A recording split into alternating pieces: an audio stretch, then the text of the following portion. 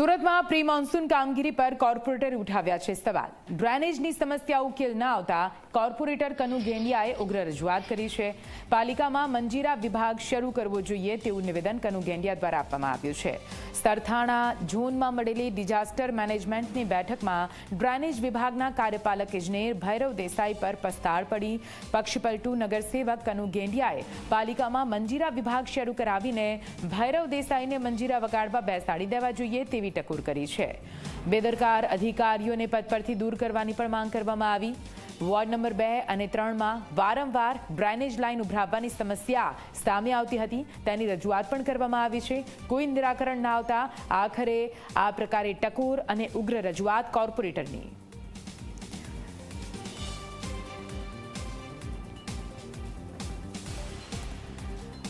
અને આજ વિશે વધુ માહિતી સાથે સંવાદદાતા ચેતન લાઈવ જોડાઈ ગયા છે। સીધા એમની પાસે જઈશું। ચેતન, સ્વાભાવિક રીતે દર વખતે આ પરિસ્થિતિ હોય છે કે પ્રી મોન્સૂન કામગીરીની વાતો કરવામાં આવે છે, પણ જ્યારે મોન્સૂન આવે છે ત્યારે પૂરું શહેર પાણીમાં ગળાડૂબ જોવા મળતું હોય છે।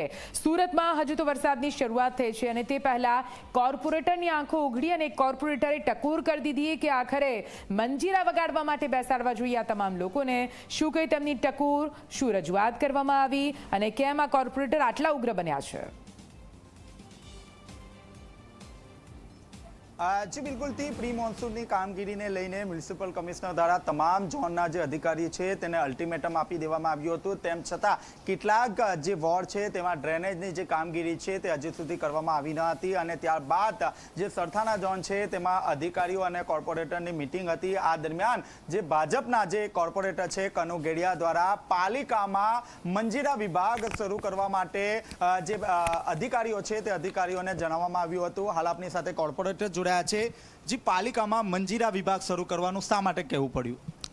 અમે કોઈને કોઈ સમસ્યા માટે વારંવાર ફરિયાદ કરતા હોય છે, પરંતુ કોઈ આળસુ અધિકારી અથવા કામચોર અધિકારી એ નિયમિત સમયે ફરિયાદનો નિકાલ કરતા નથી અથવા કામ કરતા નથી। આથી અમે આવા આળસુ અધિકારીઓ અને કામચોર અધિકારીઓ માટે અલગથી મંજીરા વિભાગ શરૂ કરવા માટે કહ્યું છે, જેથી કરીને જે કોઈ ઝોનમાં અથવા કોઈ વિભાગમાં આવા આળસુ અધિકારીઓ હોય તેને મંજીરા વિભાગમાં સમાવેશ કરી શકીએ।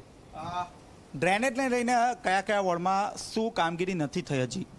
હું પર્ટિક્યુલર મારા વોર્ડની વાત કરું તો વોર્ડ નંબર 3માં નાના વરાસા, સરથાણા અને સીમાડા વિસ્તારમાં હાલમાં ગટર લાઇન એકદમ સાંકડી પડે છે। વસ્તી વધારા સાથે અને નવા વિસ્તારો ભળવા સાથે આ ગટર લાઇનમાં પાણી સમાતું નથી ને સવારના સમયમાં જ્યારે પીક વર્ષ હોય છે ત્યારે ગટર ચોકઅપ થવાના અને ગટર છલકાઈ જવાના, ઉભરાઈ જવાના આવા બનાવો બનતા હોય છે। આથી અમે ગટર લાઇન મોટી કરવા માટે કહ્યું છે અને જે નવા વિસ્તારો ભળ્યા છે વાલક, ભાદા, પાસોદરા અને લસકાણા, આમાં અમે ગટર નાખવા માટે વારંવાર રજૂઆત કરી છે, પરંતુ 3 વર્ષથી ફક્ત ને ફક્ત અમને એમ જ કહેવામાં આવે છે કે ડીપીઆર બને છે, ડીપીઆર બને છે, ડીપીઆર બને છે, પરંતુ નથી બજેટમાં સમાવેશ કરવામાં આવ્યો કે નથી કોઈ એક્શન લેવામાં આવ્યું। આથી અમે મંજીરા વિભાગ શરૂ કરવાની કવાયત શરૂ કરી છે।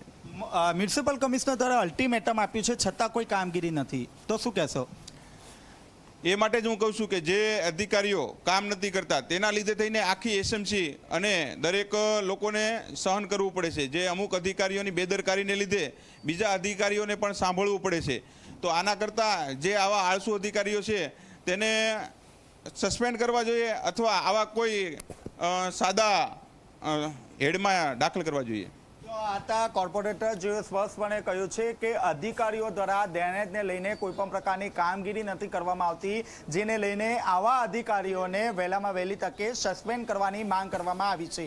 જી બિલકુલથી આભાર પૂરી માહિતી માટે ચેતન। તો સુરતમાં હાલ તો આ પ્રકારની પરિસ્થિતિ જોવા મળી છે, પણ હવે રાજકોટની વાત